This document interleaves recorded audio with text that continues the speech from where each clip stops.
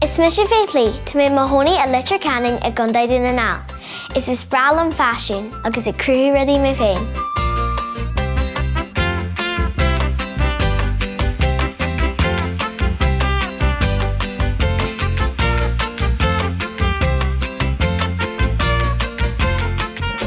Tá cupla caiú amsir agam is breálam a gimmers pelgéla ag búlú an piano ag dramaíocht is a ceol.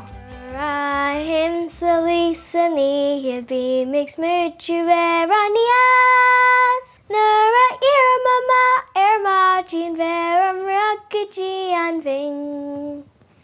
Bhí na hinatha chur pléisiúr armastí a mell na bó is an féiste gan tóir gur an scadan thar na drim. Is breálam faisean mar thuglam ó rudaí héanaí anú is thuglam rudaí a athúrsáil, rudaí a bhí agam agus bhí sé rábhag thuglam é a chur ar éada nua.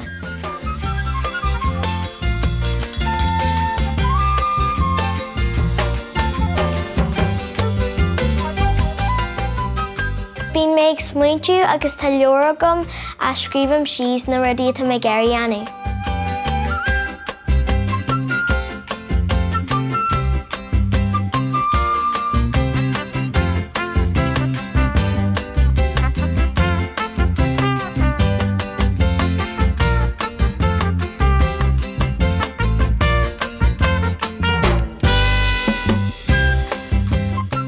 Láthair tá mé gobar ar tíléine is brístí, ní mé réileann na brístí go fáil ach tá an tíléine ré. In amanaí cuidín mó amílam le rudaí atá rá dheacardú mar hampla ag fuail.